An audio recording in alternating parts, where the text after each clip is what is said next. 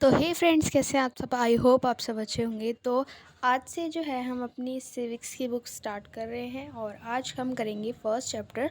और आज से ही हमारे सिविक्स की जो वीडियोस है अब डेली आना स्टार्ट हो जाएंगी जब तक कि ये बुक ख़त्म नहीं हो जाती। तो चैप्टर 1 है हमारा समानता। इसके बारे में हमने जो है क्लास 6 में भी कुछ ना तो कुछ पढ़ा ही था। तो देखते हैं।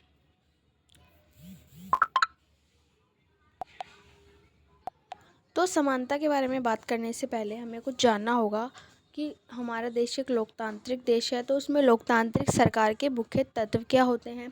तो लोगों की भागीदारी, संघर्ष का शांतिपूर्ण समाधान, समानता और न्याय है।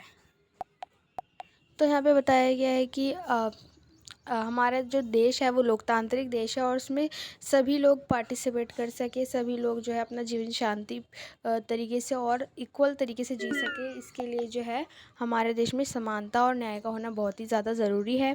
भारत एक लोकतांत्रिक देश है। समानता लोकतंत्र की मुख्य विशेषता है और इसकी कार्यप्रणाली सभी पहलुओं को प्रभावित करती है।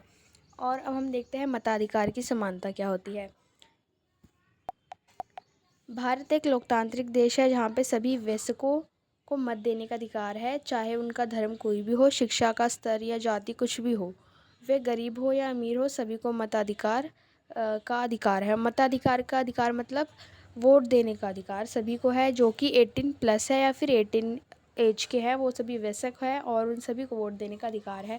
तो मताधिकार की समानता यानी कि जो भी 18 या फिर 18+ है उन सभी को इक्वल अपॉर्चुनिटीज़ होनी चाहिए कि वो वोट दे सके, है ना।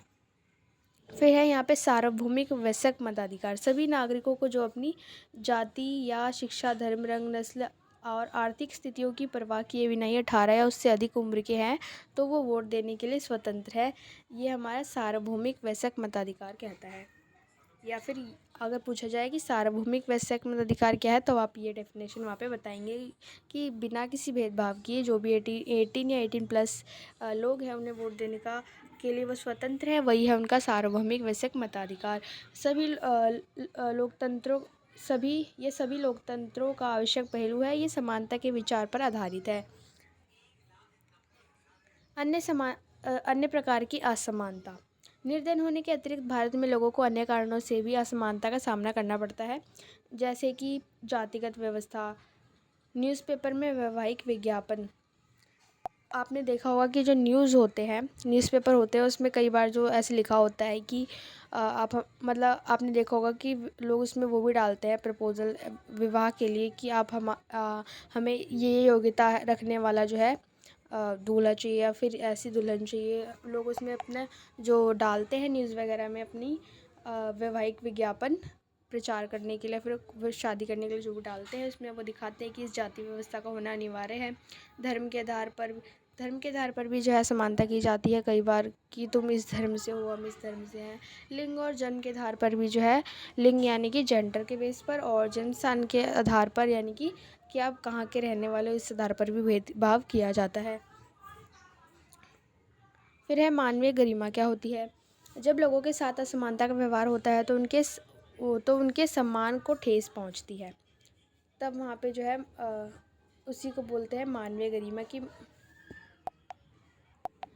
यहाँ पे बताया गया है कि हर एक इंसान की क्या होती है, गरिमा होती है। इनकी हर एक इंसान की अपनी अपनी वैल्यू होती है जो कि वो दूसरों से एक्सपेक्ट करता है कि वो सामने वाले को भी सेम रिस्पेक्ट दे।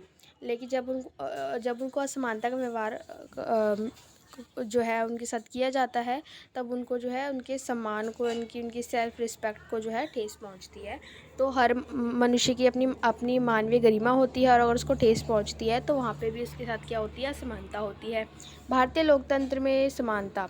यहाँ पे बताया गया कि भारत एक लोकतांत्रिक देश है। यहाँ पे समानता कैसे सुनिश्चित की जाती है। संविधान में सभी व्यक्तियों को समान मानता है, जिसका अर्थ होता है कि देश के व्यक्ति चाहे वह पुरुष हो या स्त्री हो, जाति, धर्म, शिक्षक, उसका कुछ भी हो, वो गरीब हो, अमीर हो, कहीं से भी संबंध रखता हो, सभी समान माने जाएंगे।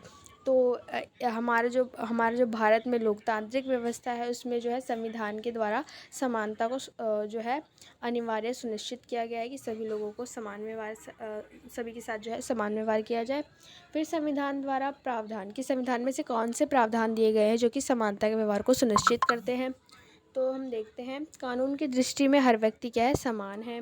इसमें हमारे संविधान में बताया गया है और किसी भी प्रकार से धर्म, जाति, वंश, जन्म स्थान, लिंग के आधार पर जो है उसके साथ भेदभाव नहीं होगा। सार्वजनिक स्थानों पर जाने का उसको अधिकार होगा और अस्पृश्यता का उन्मूलन यानी कि छुआछूत यानी कि क्या आपने इसको आप नीची जाति को आप ये छू नहीं सकते, आप ये नहीं, मेरे को नहीं छू सकते, आप ये नहीं कर सकते, इन सब का जो है खंडन किया गया है ना, इन सब की मनाही की गई है, अस्पृश्यता का उन्मूलन किया गया है। फिर हम अब देखते हैं समानता के अधिकार को दो प्रकार से लागू किया गया है, कानून द्वारा और सरकार की योजनाओं और कार्यक्रमों द्वारा, जैसे कि मध्याह्न भोजन योजना। तो हमारा जो संविधान है वो हमारा जो देश है उसमें संविधान के द्वारा यानी कि कानून के द्वारा तो समानता को लागू किया ही गया है। साथ में सरकार हमेशा ऐसी योजनाएं भी बनाती रहती है जिसके द्वारा जो है समानता को सुनिश्चित किया जा सके। जिसकी बहुत पहले जो है मध्याह्न भोजन योजना शुरू की थी, यानी कि मिड डे मील योजना शुरू की गई थी। स्कूल में जो है सभी पौष्टिक तरीके से सभी को जो है न्यूट्रिशन मिल जाए, सभी हेल्दी रह सके और सभी अपना भोजन कर सके स्कूल में लाके आकर जो है, इसके लिए मिड डे मील योजना की शुरू किया गया था। मिड डे मील योजना सर्वप्रथम जो है तमिलनाडु में 2001 में उच्च न्यायालय द्वारा यानी कि हाई कोर्ट द्वारा जो है सभी राज्यों में लागू की गई थी ये योजना। फिर नागरिक अधिकार आंदोलन, सिविल राइट्स मूवमेंट, तो इसके बारे में देखते हैं। ये एक आंदोलन जो कि संयुक्त राज्य अमेरिका में 1950 के दशक में अंत में प्रारंभ हुआ और जिसमें अफ्रीका अमेरिका के लोगों ने नस्लगत भेदभाव को समाप्त कैसे किया जाए और समान अधिकारों की मांग की।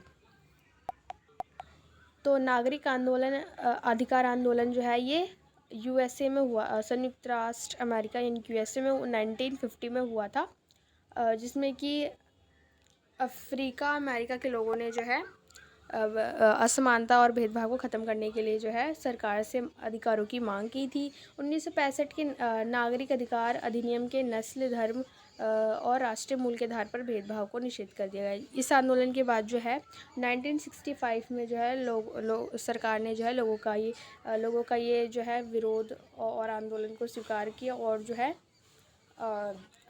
नागरिक अधिकार अधिनियम को लागू किया, जिसके आधार पर जो है भेदभाव नहीं किया जा सकता है ना।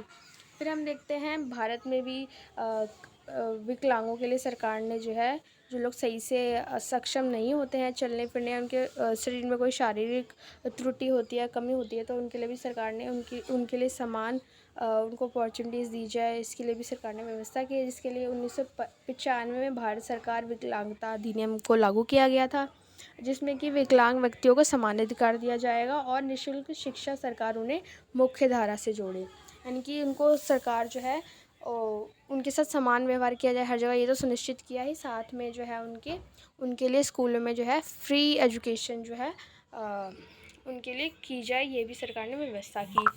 तो यहाँ पे हमारा जो है चैप्टर एंड होता है। तो आई होप आपको ये चैप्टर अच्छा लगा होगा, अपने दोस्तों के साथ भी शेयर कीजिए और नेक्स्ट वीडियो जल्दी आएगी।